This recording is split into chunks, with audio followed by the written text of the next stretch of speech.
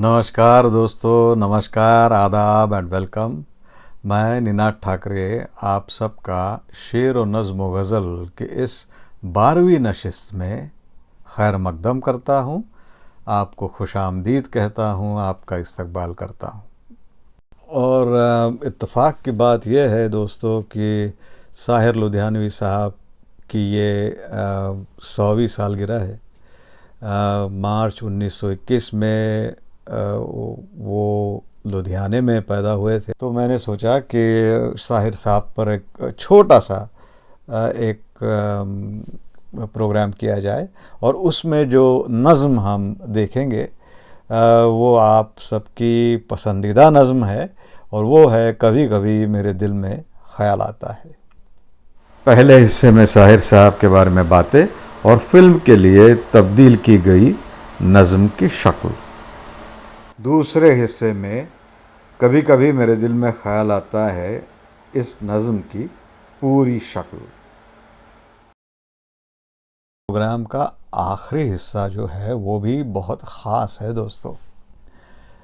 इस 12वीं नशिस्त तक आते आते मुझ में थोड़ी ताकत आई कि मैं अपने उर्दू के उस्ताद से ये दरख्वास्त कर सकूं, ये इल्तिजा कर सकूं कि वो मेरे अदना से प्रोग्राम में आए और मेरे नाजरीन से मुखातिब हो।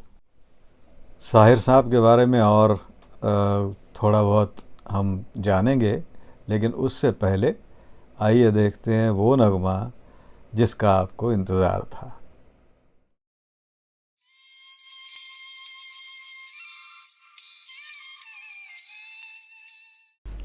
कभी कभी मेरे दिल में ख्याल आता है, ये तस्वीर यानी फिल्म के मौका में हाल सिचुएशन के खातिर मवाफिक यानी अडेप्ट किया गया नगमा।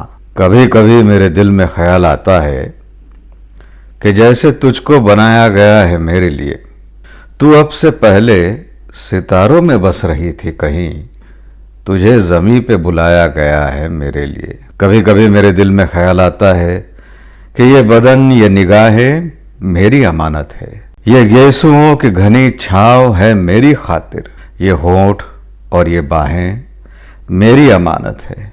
कभी कभी मेरे दिल में ख्याल आता है कि जैसे बजती है शहनाइयाँ सी राहों में, सुहाग रात है घूंघट उठा रहा हूँ मैं, सिमट रही है तू शर्मा के अपनी बाहों में। कभी कभी मेरे दिल में ख्याल आता है कि जैसे तू मुझे चाहेगी उम्र भर यूं ही, उठेगी मेरी तरफ प्यार की नज़र यूं ही, मैं जानता हूं कि तू गैर है मगर यूं ही। कभी कभी मेरे दिल में ख्याल आता है। लेकिन साहिर ये उनका तखल्लुस है, नाम नहीं। नाम था अब्दुल हई। तखल्लुस साहिर जो है इसके मानी है जादूगर या मैजिशियन। कभी कभी मेरे दिल में ख्याल आता है, ये वर्जन जो है वो तस्वीर के मौका महल के खातिर अमिताभ बच्चन जी की बुलंद आवाज़ में तहतुल लफ्ज़ यानी रिसाइट किया हुआ, तहतुल लफ्ज़ में मवाफिक किया गया नगमा। कभी कभी मेरे दिल में ख्याल आता है कि ज़िंदगी तेरी जुल्फ़ों की नर्म छाँव में गुजरने पाती तो शादाब हो भी सकती थी।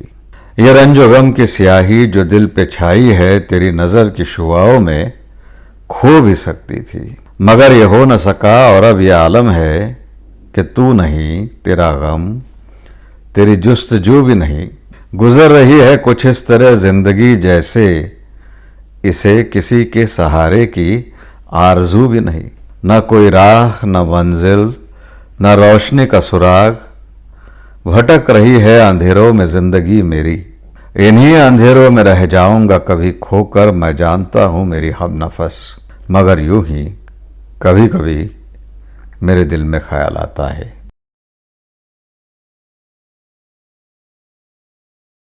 इससे पहले कि मैं आगे बढ़ूं, मुझे दो तीन चीज़ें आपको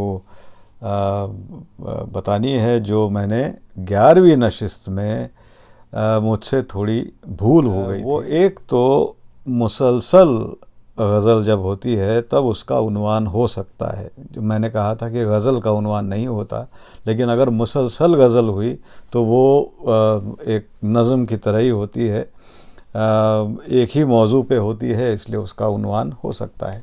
और दूसरी बात, मैंने ज़िक्र किया था एक लफ्ज़ का, गर्दिश कहा था मैंने, यानी कठिनाई या फिर डिफ़िकल्टी, जिसके मानी होते हैं, वो गर्दिश नहीं है, गर्दिश है। ग के नीचे नुक्ता नहीं है। और तीसरी जो मुझसे गलती हुई थी वो, मैंने जब फैज़ अहमद फैज़ साहब की एक नज़म पढ़ी, उसमें मैंने आखिर कहा था, आखिर है, आखिर नहीं, आखिर। सुरिंदर गोयल साहब ने साहिर साहब पर एक किताब लिखी है उनकी ज़िंदगी पर, और उनका ये कहना है कि साहिर साहब ने ज़िंदगी में दो चीज़ें की, एक तो माँ से प्यार किया और वालिद से नफ़रत की। माँ के साथ वो लाहौर गए, पार्टीशन के बाद भी वो लाहौर में ही रहे, और वहाँ वो 4 मैगज़ीन्स एक साथ एडिट किया करते थे पेट पालने के लिए, और थोड़ी बहुत शायरी भी करते थे। लाहौर में उनका दिल लगा नहीं और वहाँ से वो दिल्ली चले आए। दिल्ली में भी उन्हें कुछ अच्छा नहीं लगा तो वो मुंबई चले आए और हिंदी फिल्म इंडस्ट्री में अपना मुस्तकबिल तलाश करने लगे। तो इससे क़ब्ल कि हम आगे की तरफ कभी कभी में आगे बढ़े, साहिर साहब के बारे में कुछ और जिससे उनके मिजाज के बारे में पता चलता है। एक फिल्म थी जिसका नाम था बाजी। वो गाना या गज़ल थी, तदबीर से बिगड़ी हुई तकदीर बना ले, अपने पे भरोसा है तो ये दांव लगा ले।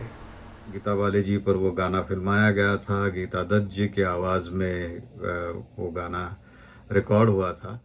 साहिर साहब ने उस सिचुएशन के लिए एक गज़ल लिखी थी, और शायद उनको ये लगता होगा, उनका ये अरमान होगा कि गज़ल को गज़ल की तरह मौसीकी दी जाएगी, लेकिन बर्मन दादा ने सिचुएशन को ध्यान में रखते हुए उस गीत की उस सीन को ध्यान में रखते हुए उन्होंने उस गीत को मगरिबी यानी वेस्टर्न म्यूज़िक दिया, यानी उसमें गिटार का इस्तेमाल हुआ और वो धुन जो थी वो मगरिबी धुन थी, और ये बात शायर साहिर साहब को बिल्कुल पसंद नहीं आई।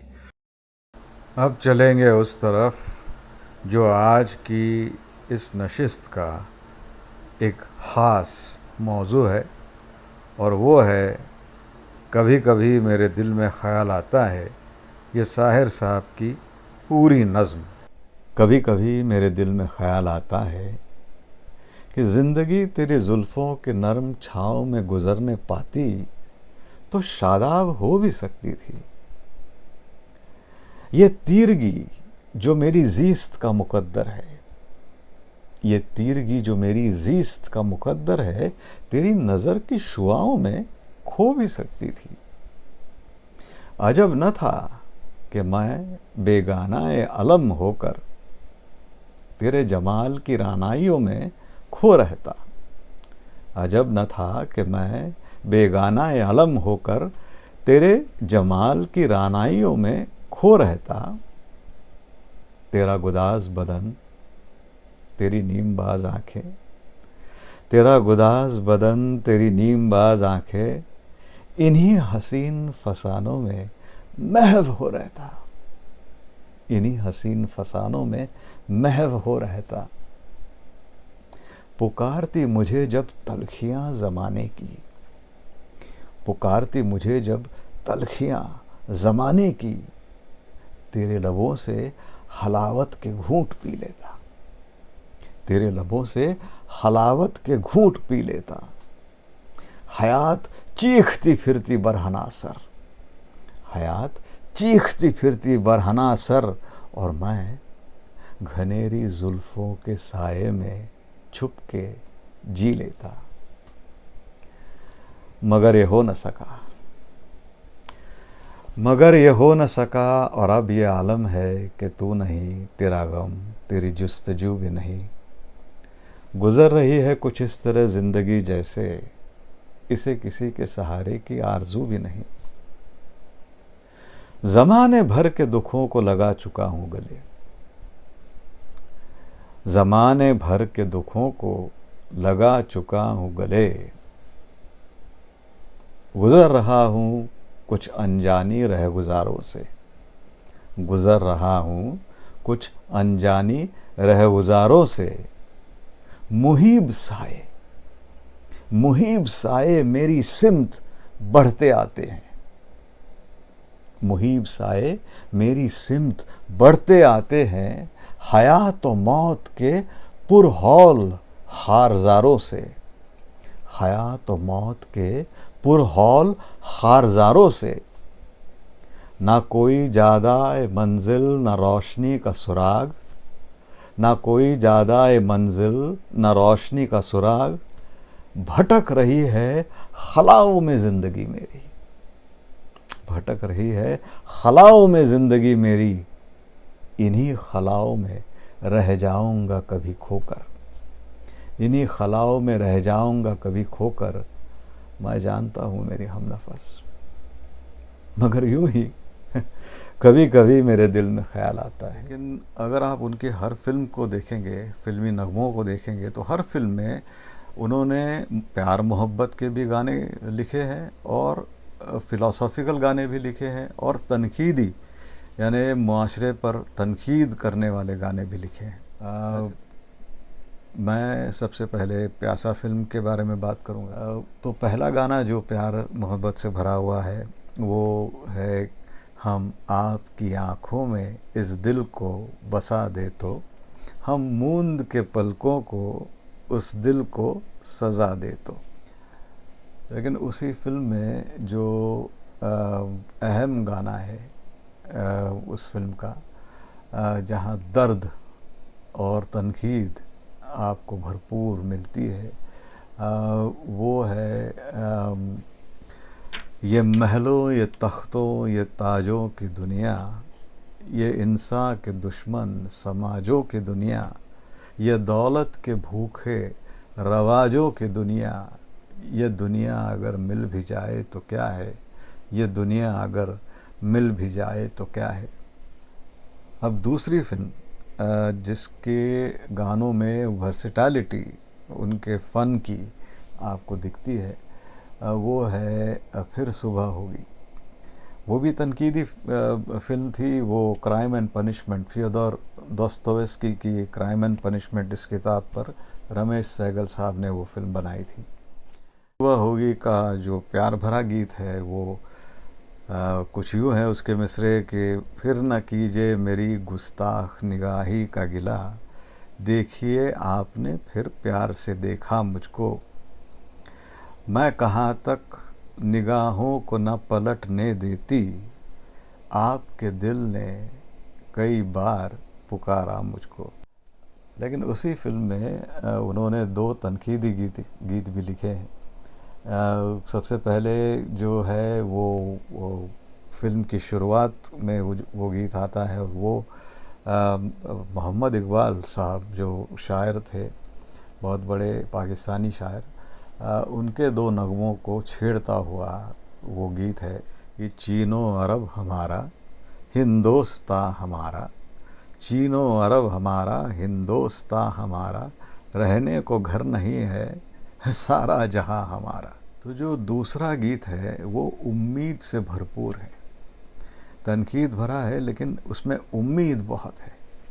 और वो कुछ यूँ है कि फिर वो सुबह कभी तो आएगी, वो सुबह कभी तो आएगी, इन काली सदियों के सर से जब रात का आंचल ढलकेगा, जब दुख के बादल पिघलेंगे, जब सुख का सागर छलकेगा, जब अंबर झूम के नाचेगा, जब धरती नगमे गाएगी, वो सुबह कभी तो आएगी, वो सुबह कभी तो आएगी। आप देख सकते हैं कि हमारे इर्द गिर्द जो आजकल माहौल है उसके लिए ये गीत कितना मुनासिब है। और उन्हीं के एक नसरी नगमे से मैं मेरी बात ख़त्म करता हूँ। ये नगमा फ़िल्म दाग में राजेश खन्ना जी ने तहतुल लफ्ज़ में अदा किया है।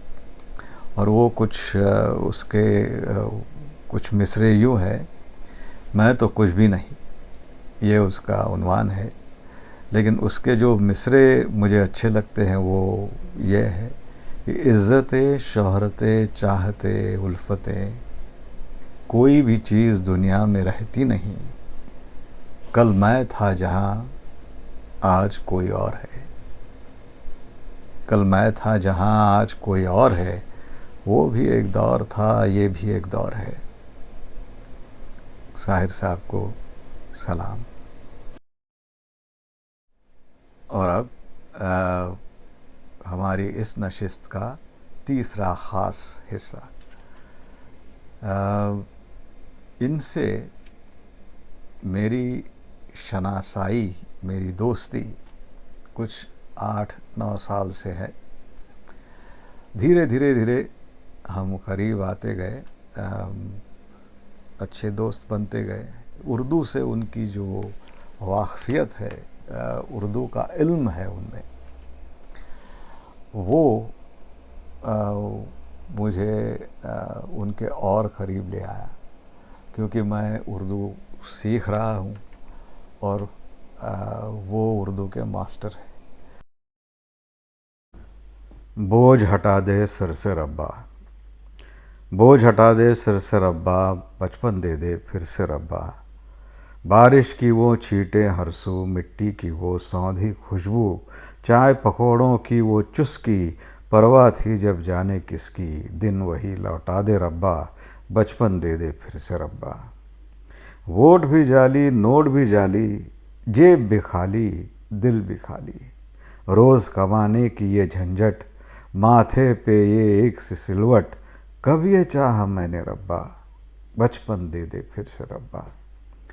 हैज़ा फैला, मौतें बरसी, महामारी ने एक न मानी, लोग करे अपनी मनमानी, ज़िम्मे की पहचान न जानी।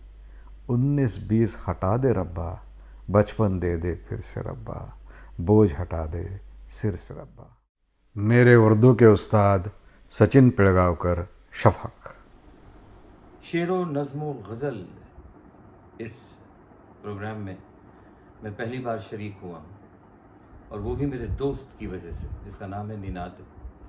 वो भले ही मुझे बहुत कुछ कहे, बहुत कुछ नामों से मुझे मुखातिब हो, लेकिन मैं अपने आप को उसका दोस्त ही मानता हूँ। मुझे बहुत खुशी है कि उसने शेरो नज़्म गज़ल जैसा एक प्रोग्राम बनाया, और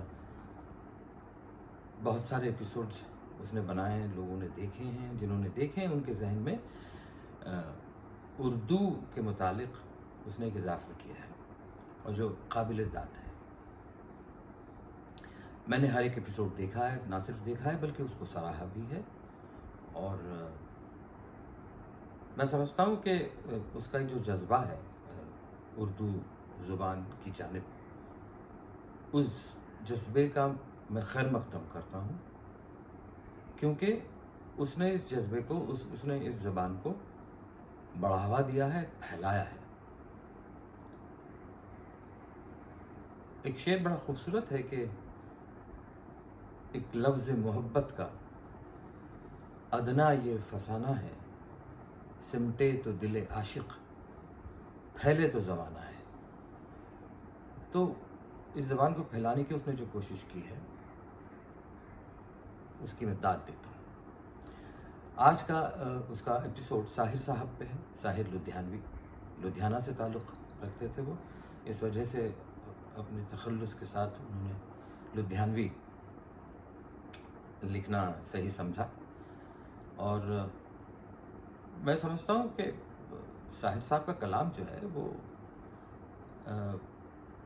अमर है। साहिर साहब ने कई मिसरे लिखे जो कि दिल को छू गए, अनगिनत। उनमें से चंद मिसरे याद रह गए कि तुम मुझे भूल भी जाओ तो ये हक है तुमको, मेरी बात और है मैंने तो मोहब्बत की है। साहिर साहब ही ऐसा लिख पाते थे। साहिर साहब के साथ मेरी ज़ाती पहचान, यानी कि पर्सनली मैं उन्हें जानता था, उनके साथ कुछ पल बिताने का मौका मुझे नसीब हुआ, उनको जानने का फैज़ मुझे नसीब हुआ। मेरी कैपेसिटी जितनी थी, मेरी औकात जितनी थी, मैंने उतना उन्हें समझा। साहिर साहब ने कुछ यूँ भी कहा है कि कल और आएंगे नग़्मों की खिलती कलियां चुनने वाले, कल और आएंगे नग़्मों की खिलती कलियां चुनने वाले, मुझसे बेहतर कहने वाले, तुझसे बेहतर सुनने वाले। कल कोई मुझको याद करे, क्यों कोई मुझको याद करे, मसरूफ़ ज़माना मेरे लिए क्यों वक्त अपना बर्बाद करे। मैं पल दो पल का शायर हूँ, पल दो पल मेरी कहानी है, पल दो पल मेरी हस्ती है, पल दो पल मेरी जवानी है। लेकिन साहिर साहब के मुतालिक मैं ये कहना चाहूँगा कि मैं हर एक पल का शायर हूँ, हर एक पल मेरी जवानी है, हर एक पल मेरी हस्ती है, हर एक पल मेरी कहानी है। साहिर साहब इस पल से जुदा नहीं हो सकते, और जब तक कि हम आप जैसे, मेरे दोस्त निनाद जैसे, इस ज़ुबान से मोहब्बत करने वाले ज़िंदा हैं, तब तक साहिर लुधियानवी ये नाम किसी के जहन से मिट नहीं सकता। साहिर साहब को और उनके कलाम को मेरा सलाम।